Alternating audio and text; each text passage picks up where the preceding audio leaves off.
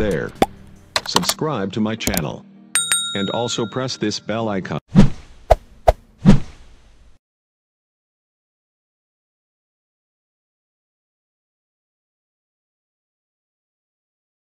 الرجیم بسم اللہ الرحمن الرحیم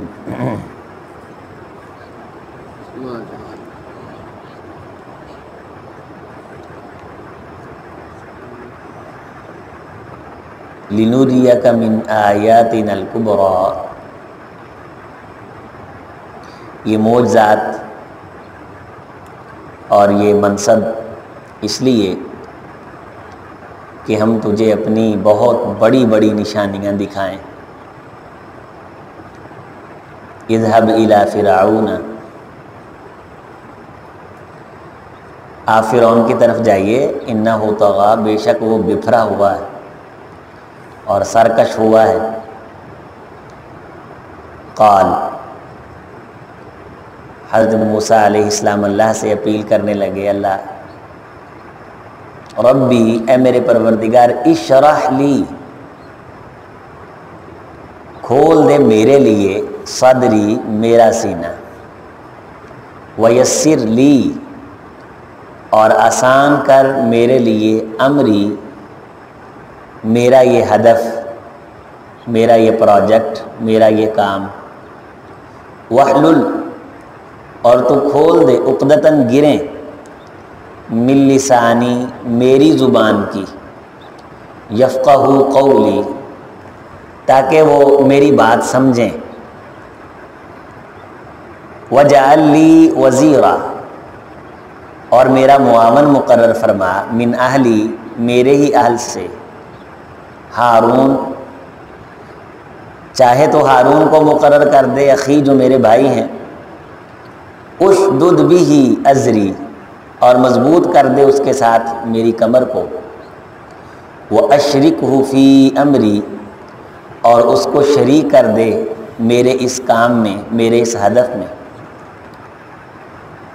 اللہ تعالیٰ نے پھر اگلی بات یہ بیان فرمائی کہ موسیٰ علیہ السلام کو نبوت کے لیے منتخب فرما کے ایمان کی دعوت، نماز کی تلقین، آخرت پہ یقین، اور اس کے بعد پھر دو بہت بڑے بڑے معجزات.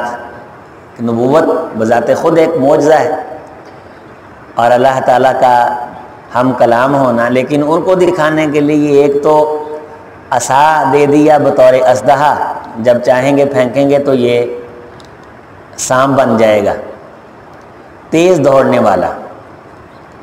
اور ایک جگہ ثعبان مبین بھی کہا گیا کہ بہت بڑا اسدحہ بن جائے گا. تو اس کی تطبیق یوں کی گئی ہے کہ یہ وہ شکل میں تو وجود کے اعتبار سے تو اسدحہ ہے بہت بڑا، لیکن حرکت کے اعتبار سے اسی طرح تیزی سے ہلتا ہے جس طرح چھوٹے چھوٹے سانپ ہلتے ہیں. بعض دفعہ اسدحے جو ہیں وہ اتنا ہلتے نہیں ہیں. یہ اسدحہ ہے لیکن پھرتی بھی ہے اس میں، یہ اور حیران کر دینے والی بات ہے ان کو. اور دوسرا یہ کہ بغیر کسی مرض کے تیرا ہاتھ جب تو بغل میں دبا کے نکالے گا تو اس کو ایک روشنی اللہ تعالیٰ عطا فرمائیں گے. تو یہ بھی ایک بہت بڑی نشانی ہے، اور بھی تجھے بہت کچھ دکھایا جائے گا. تجھے چنا ہے اب اس رستے میں تو بڑی بڑی نشانیاں دکھائی جائیں گی. بس اب یہ ہے کہ تیری ذمہ داری ہے کہ سب سے پہلے تو نے فرعون کے دربار میں جانا ہے. وہ بپھرا ہوا ہے، سرکشی مچا رکھی ہے اس نے، تو اس کو جا کے دعوت دینی. یہ ہے انبیاء کا فریضہ کہ جا کے دعوت دینی. یہ مفقود ہو گیا ہے بہت حد تک. کام کرتے ہیں لوگ اپنی اپنی سطح پہ، لیکن جا کے دعوت دینا یہ بڑا مفقود ہو گیا. مولوی صاحب کہتے ہیں کہ بھی مجھے بلایا ہی جائے اور میرے نام کا اشتہار چھپے اور لوگ میری منتیں کریں اور مہینہ مہینہ پہلے مجھ سے طریقیں لیں، اور پھر ریٹ طے ہوتے ہیں، اوپر نیچے جاتی ہے بات، بولیاں لگتی ہیں بولیاں. یہ سارے کا سارا جتنا بھی نظام ہے یہ اسلام کی روح کے منافی ہے، خلاف ہے. اللہ تعالیٰ جس مقصد کے لیے دین کا علم دیتا ہے، یہ سارے کے سارے ڈرامے اس مقصد کو بالکل فوت کر دیتے ہیں. خود چل کے جانا، جا کے دعوت دینا، اور پھر آگے رواج بھی یہ ہو گیا ہے کہ اگر بلایا ہو خود تو اس کے ساتھ سلوک اور ہوتا ہے، کوئی مولوی خود بخود آ جائے تو اس کے ساتھ سلوک اور ہوتا ہے۔ میں ایک مسجد میں گیا، وہاں مجھے نہیں معلوم تھا کہ اس مسجد والوں نے مجھ سے درس لیا ہے۔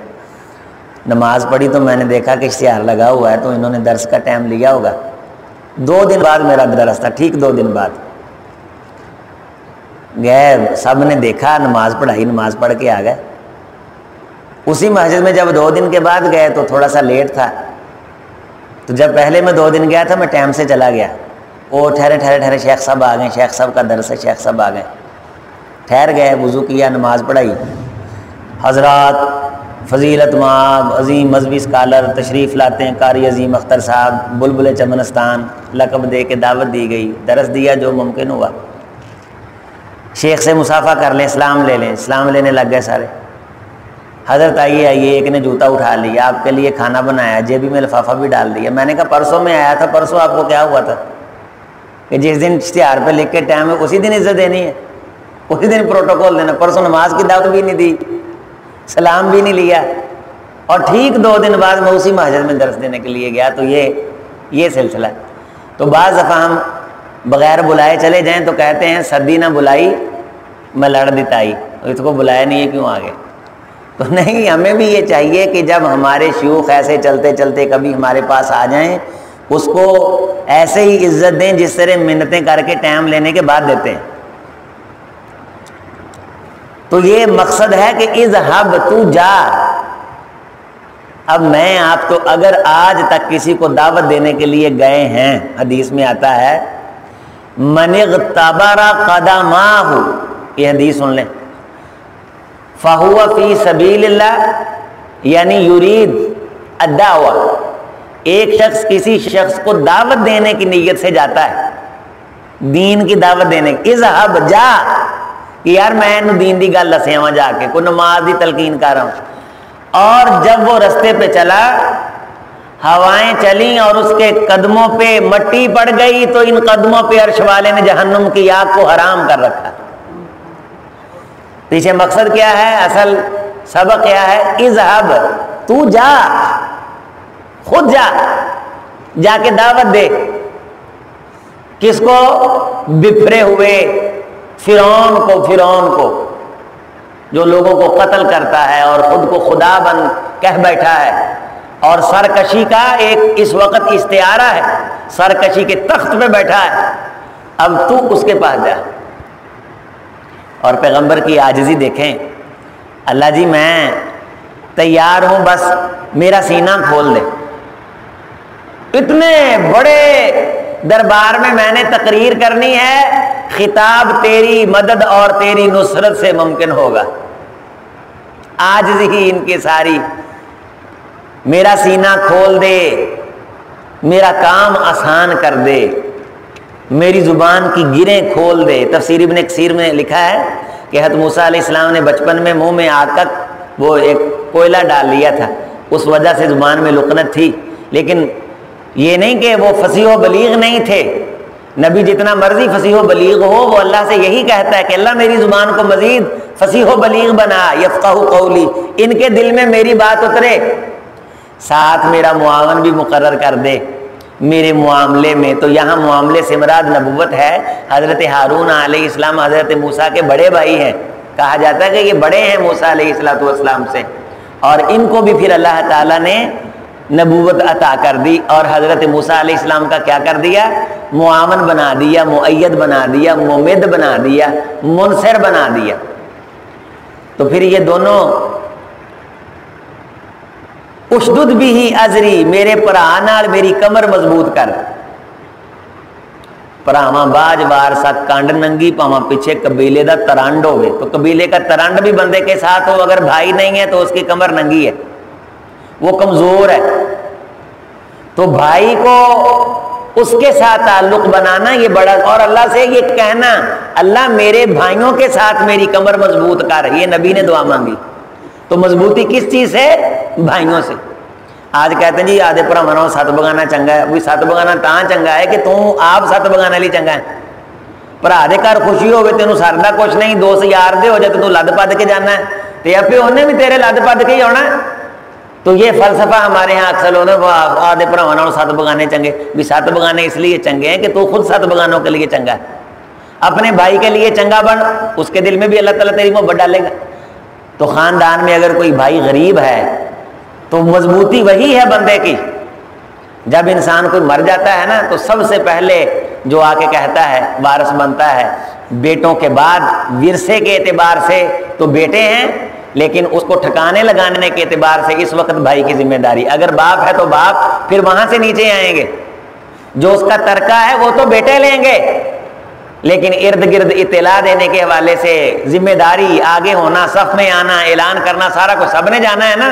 تو کس کی ہے؟ باپ کی. باپ نہیں تو بھائی, بھائی نہیں تو پھر بیٹوں کا نمبر آئے گا. تو بھائیوں کے ساتھ مضبوطی ہوتی ہے. تو سارے بھائیوں کو بلانا اور دعوت کرنا اکٹھے, اور ان کے لیے اللہ تعالیٰ سے دعا مانگنا, یہ انسان کی شان ہے.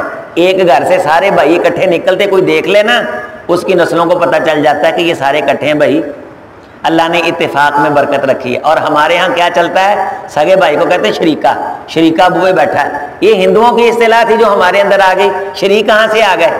رفیق ہوتا ہے بھائی, تو اسے رفیقہ کہنا چاہیے. یعنی قرب و جوار اور سب سے قریبی تعلق انسان کا اپنے بھائی کے ساتھ ہوتا ہے. ماں ایک ہے, باپ ایک ہے, لیکن اولاد کا پیار اتنا دل میں آ گیا ہے, اتنا دل میں آ گیا ہے کہ بھائیوں کی جگہ بھی اولاد نے شاید لے لی. بھائیوں کا مقام اپنی جگہ پہ ہے. نبی صلی اللہ علیہ وسلم نے تو اولاد کو یہ فرمایا کہ اگر باپ چلا جائے تو باپ کے قائم مقام بھائی ہے. باپ سمجھ کے عزت دینی اپنے چچے کو اور اپنے تائے کو. اور باپ کی روح قبر میں خوش ہوتی ہے جو اپنے باپ کے جانے کے بعد اپنے تائے اور اپنے چاچے کا اسی طرح احترام کرتا ہے جس طرح اپنے ابے کا احترام کیا کرتا تھا. یہ تو بھائی ہے. یہاں تک فرمایا گیا ہے کہ اگر بندہ چاہتا ہے کہ اس کے والد کو سکون ملے اور اس کی زندگی میں نیکیوں کا اضافہ ہو تو اپنے باپ کے دوستوں کی عزت کرے, اپنے باپ کے دوستوں کا اکرام کرے. تو یہاں یہ فرمایا کہ میرے بھائی کے ساتھ میری کمر کو مضبوط کر دے. وَأَشْرِكُهُ فِي أَمْرِي, اسے میرا شریک بنا.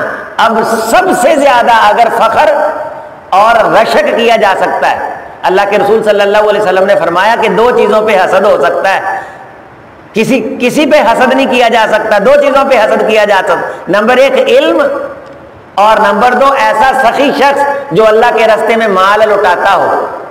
لا حسد الا فی اثنتین. اب یہ اتنی بڑی چیز ہے, سب سے بڑا علم کس کے پاس ہوتا ہے؟ نبی کے پاس. اور نبی جو سب سے معتبر چیز ہے نبوت, اس میں اپنے بھائی کی شراکت کی اللہ سے درخواست کر رہا ہے. تو ہم تو دنیا کی وراثت ہے اس کے حوالے سے 4 آنے اضافی بھی کوئی لے جاتا ہے, کوئی مسئلہ نہیں. بنی اسرائیلی روایات میں بہت ساری روایات ایسی ہیں جن کی اسلام کے مزاج سے تائید ہوتی ہے. اور ایک روایت میں یہ آتا ہے کہ 2 بھائی بیویوں کے پیچھے لگ کے جدا ہو گئے, آپس میں لڑ پڑے بیویوں کے کہے پہ, لیکن دل اندر سے ایک تھے. اور غلہ باہر پڑا ہوا تھا تو گھر میں ڈھونے لگ گئے. اس نے کہا تو اپنا لے جا, میں اپنا لے جاتا ہوں. 2 ڈھیریاں کر لیں. بڑا لے کے گیا تو چھوٹے نے کہا چلو بڑا ہے, خرچ کرتا رہا, کوئی بات نہیں, میں تھوڑے سے دانے اس کے یہاں ملا دیتا ہوں. اپنے دانے تھوڑے سے اٹھائے اور اس کی ڈھیری میں ملا دی.